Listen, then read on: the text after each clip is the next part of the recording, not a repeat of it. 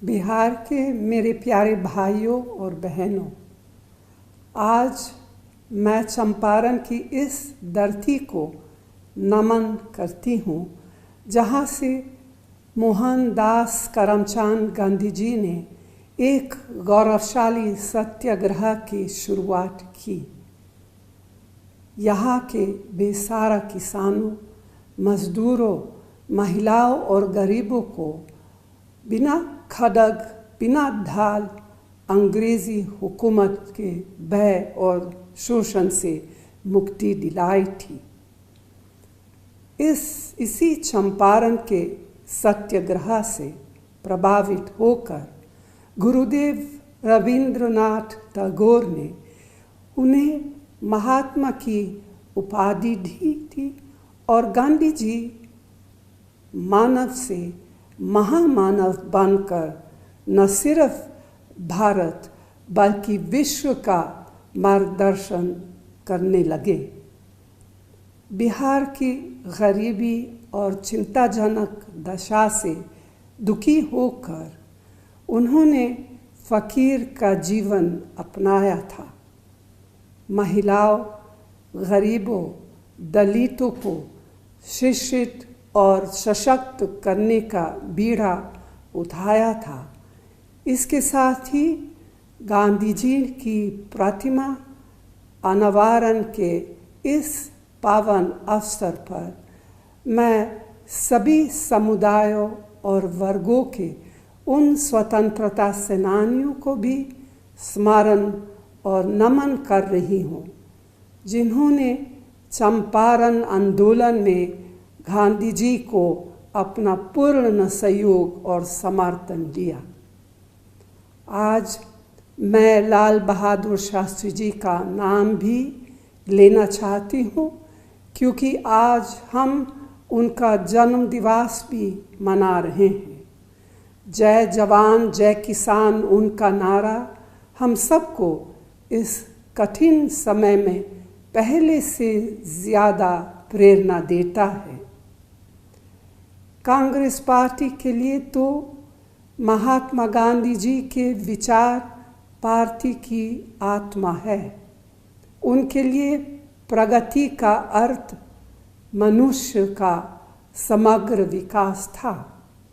उनके लिए राष्ट्र के विकास का मतलब देश के सबसे गरीब व्यक्ति को उस विकास के एहसास से था, यह नहीं कि केवल चंद लोगों के विकास से। जैसे चंपारण में नील की खेती से कुछ लोग मालामाल हो रहे थे, लेकिन हजारों हजार किसान गरीबी और भूखमरी के शिकार हो रहे थे। गांधी जी के लिए यह घोर अन्याय और पाप था।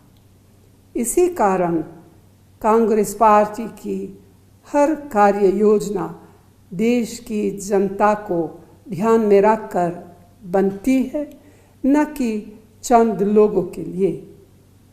जब भी कांग्रेस गरीबों के उत्थान के लिए कार्य करती है तो कुछ शक्तियां अपने निजी स्वार्थ में उनके विरोध में खड़ी हो जाती है। आपको याद होगा, आप तो जानते ही हैं कि जब कांग्रेस ने देश के ग्रामीण क्षेत्रों में बेरोजगारी को दूर करने के लिए मनरेगा लाए तो उसका किसने विरोध किया, किसने उसका मजाक उड़ाया। अगर आज मनरेगा जैसी योजना नहीं होती तो इस कोरोना महामारी के दौरान करोड़ों लोग भूखमरी के शिकार हो गए होते। आप देख रहे हैं और समझ रहे हैं कि आज देश में ऐसी नीतियां चल रही हैं कि गिनती के चंद लोग उस समय के चंपारण के नील की खेती की तरह आज मालामाल हो रहे हैं। उनके लिए तो विकास की आंधी आ गई है, लेकिन दूसरी तरफ देश में करोड़ों युवाओं का रोजगार छीना जा रहा है। लाखों लाख छोटे और कुटीर उद्योग बंद हो रहे हैं। किसान की हालत आप तो देख ही रहे हैं। आप देख रहे हैं कि कांग्रेस के शासनकाल में जो देश को सबसे रोजगार देने वाली संस्थाएं थी, उनका निजीकरण किया जा रहा है। नए रोजगार की बात तो छोड़िए, जिनको रोजगार मिला उनकी चांदनी हो रही है। महात्मा गांधी जी के लिए सत्य ही ईश्वर था। कांग्रेस पार्टी ने हर समय सत्य को अपनी कार्यशैली में अपनाया है। उसी का परिणाम था कि जब आम जन को सरकार के अधिकारियों और मंत्रियों की कार्यशैली पर शक होने लगा, किसी पर भी कोई आरोप लगा, तो यूपीए सरकार ने तुरंत कार्रवाई की। आज के समय इसका ठीक उल्टा हो रहा है। यही नहीं, सरकारों को पारदर्शी बनाने के लिए, भ्रष्टाचार से लड़ने के लिए सूचना का अधिकार जैसा ऐतिहासिक कानून हमारी यूपीए सरकार ने बनाया। भारत के हर नागरिक को यह अधिकार दिया कि आप किसी अधिकारी, मंत्री या कार्य योजना के बारे में कानूनी तौर पर जानकारी हासिल कर सकते। लेकिन आज भ्रष्टाचार से लड़ने वाले सूचना के अधिकार के कानून को इतना कमज़ोर किया कि आप सवाल पूछते जाओ मगर आपको जवाब कभी नहीं मिलेगा। जवाब क्यों नहीं मिलेगा, इसे आप सब खुद समझ सकते हैं। यही नहीं, यूपीए सरकार का चाहे वह रोजगार से जुड़ा हो, स्वास्थ्य या शिक्षा से जुड़ा हो, किसानों से जुड़ा हो, खाद्य से जुड़ा हो, महिलाओं की सुरक्षा या सशक्तिकरण से जुड़ा हो, कामगारों, गरीबों से जुड़ा कानून हो, उन सभी कानूनों को मौजूदा मोदी सरकार ने इतना कमज़ोर कर दिया जिससे आम नागरिक के हितों पर प्रहार हुआ है, उनके अधिकारों को छीना है। महात्मा गांधी जी अहिंसा के पुजारी थे, मानवता के पुजारी थे। उनकी निगाह में कतार में खड़ा समाज का अंतिम व्यक्ति होता था, वंचित व्यक्ति होता था। वे सबको बराबरी की निगाह से देखते थे।